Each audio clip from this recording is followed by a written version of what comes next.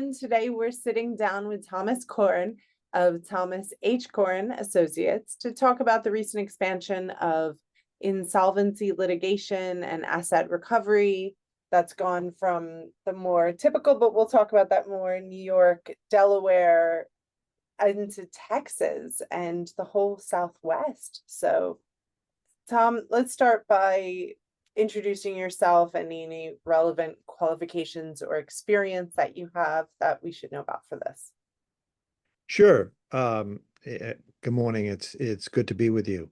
I have been practicing in the area of insolvency law and insolvency litigation for the past close to 40 years, through probably 4 to 5 economic downturns. And my firm, THCA, is a boutique insolvency bankruptcy litigation firm. We do a lot of commercial litigation and litigation surrounding the, we'll say, the insolvency sector. Okay, and then who would benefit from listening to this conversation? Generally, our clients are private equity, creditor side, participants in any kind of insolvency matter or asset recovery matter. We represent both individuals and institutional clients, as well as corporate entities, large and small, and municipal entities that lend money or do funding for economic development when those projects go bad. And so, and really any CFO, CEO level corporate entity. Okay, and then just which states are we talking about here, or does TCA function at most? Or our practice is nationwide, and so we have offices spread around the Northeast in Boston, Connecticut, and New York, and then offices in the Southwest, starting in Texas, and then now expanding to Oklahoma, New Mexico, Colorado, and Arkansas, states that surround Texas. So it's really the Northeast and the Southwest in terms of our boots on the ground, but we practice throughout the United States, and we have a fairly robust international cross-border insolvency practice. okay, fair enough. So why the Southwest? Why is this important in the expansion of asset recovery and insolvency litigation? Well, a number of years ago, the corporate bankruptcies that traditionally had been centered around the Delaware courts, and then to a lesser but gaining extent, the Southern District of New York. But a number of years ago, the state of Texas, principally the Southern District of Texas in Houston, started to obtain a number of those corporate bankruptcies, and every year their percentage of the corporate bankruptcies filed in the U.S. grew to such extent they created a business bankruptcy hub within their courts, and they started to attract what were referred to as mega bankruptcies. And what those are is corporate bankruptcies where the entities that file have assets of over $1 billion. So that will be all your airline bankruptcies, some healthcare bankruptcies, some major international corporate bankruptcies. Those are mega bankruptcies. And they started to rise dramatically in the Southern District of Texas. Okay, and how does this work? So it's not like I've spoken recently to some of the IR Global colleagues and about divorce law, and that matters like where you reside or where you got married, things like that. So for corporate bankruptcy, it doesn't matter where your business is founded or located. Well, generally, no, not in this day and age. For small corporate bankruptcies, yes, it would, because you need to have operations in the state that you file. However, in this day and age, in the corporate world, corporations are, you know, they're they have operations throughout the United States, and certainly, um, if it's a significant corporation, it's going to have, if it's it may have its corporate uh, entity, its corporate home, so to speak, in Delaware. It might be a Delaware corporation, but it more likely will have offices in the Northeast, in New York, offices in Texas, California, the major states, Illinois. And so the geography of it doesn't matter as much anymore when you're talking about these large corporate entities. And who decides where are they filing? Is that typically in the process of filing for bankruptcy or what? It's the entity that's filing for bankruptcy, and the board of directors would decide with counsel to where they would file. And generally, these corporate bankruptcy uh, hubs, um, Delaware, Southern District of New York, historically, and now Texas, um, have been the favorite place for these corporate bankruptcy debtors to file, because um, the courts are particularly business reorganization friendly, and they are business reorganization savvy. And what I mean by that is that they have the um, the tools and knowledge, so to speak, in those bankruptcy courts, um, to and the resources to really move the cases at a pace that they require in terms of getting into Chapter 11, um, restructuring the company, and getting out of Chapter 11 in a reasonable period of time. That is um, critical for the restructuring of these companies. If they're lingering in Chapter 11 for too long, um, their success of reorganization it drops dramatically. So it's not to say that other bankruptcy courts around the country cannot handle these cases. They certainly can.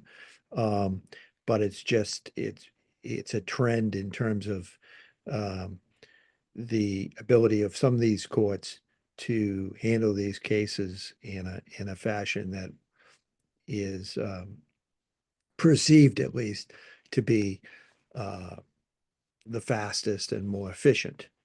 And that has historically been the bankruptcy courts in Delaware and the Southern District of New York. However, the trends have shifted dramatically. I would say quite dramatically now, where Delaware is still number one, but the Southern District of Texas now in Houston is number two. And in this past quarter, the Northern District of Texas in Dallas has moved up to number three, taking over the third spot away from the Southern District of New York. And so those are the trends right now. No, absolutely. And I think the numbers when we talked ahead were, I mean, for Delaware to have only one, it is a tiny state filled with businesses, not people. Um, and then I think you said New York had like five or six, but then Texas has 28 bankruptcy courts. Is this whole trend is because they've created more, they're getting more, but I guess because they have more, they'd be able to process these things more quickly, or I don't think it's the number of courts. I think the number of courts are reflective of the business uh, the the the business volume in the state of Texas, and it's a huge market for business in all sectors, and therefore it's um, it's naturally going to have a lot more courts, and but I think that the reason for the corporate filings in Texas has to do with uh, their ability to dedicate certain of their dockets, so to speak, sections of their dockets to the corporate restructuring. okay. But then you've mentioned other states that you don't hear about quite so much in terms of business, like Oklahoma and stuff. So what is happening where I think you said you're expanding into some of these other Southwest states? What's Right. happening there because of Texas? And you're correct, and I don't um, I don't see as much um, corporate bankruptcy movement into the surrounding states. However, there is the national trend is certainly there because of the high inflation, high interest rates, the kind of the reduced demand in consumer spending, and that drives it, as well as this whole regulatory, uncertainty um, landscape that we have with tariffs and the like. Those are the drivers of the corporate bankruptcies, and they somewhat spill over into the consumer bankruptcies, which we see now are rising in these surrounding states. Certainly New Mexico, Oklahoma, Colorado, um, consumer bankruptcies are rising, and those have, I think, dual drivers, and that is one those same corporate drivers in terms of um, reduced demand from in the consumer sector, and therefore jobs in the consumer sector. Um, Certainly high inflation and interest rates affect that, because consumers are not able, with the high interest rates now, they're not able to um, refinance themselves out of trouble. And so you see an uptick in those um, consumer bankruptcies, which are Chapter 7, Chapter 13, personal reorganization. Those seem to be on the rise in the states surrounding Texas and the Southwest.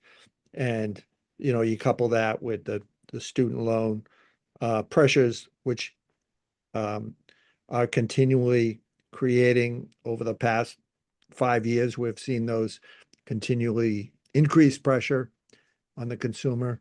So I think it's a combination of those effects that we see this kind of spillover from the Texas corporate bankruptcy climate to other states in the Southwest, um, in terms of consumer bankruptcy. And that that brings us to the our litigation piece. Our insolvency litigation and bankruptcy litigation is probably more than half of that litigation is derived out of the consumer bankruptcy cases. So we have a fairly robust practice in discharge litigation, in trustee and appointed counsel, asset recovery litigation. So those those cases seem to be focused around the consumer bankruptcy increase. So thus our expansion into those states surrounding Texas and the Southwest has been necessitated by that increased business. And I think you're hiring, right? So just to give a quick plug, like, how do people get in contact with you, both if they're looking for advice of which state to file bankruptcy? Sorry if you're going through this Right. situation right now.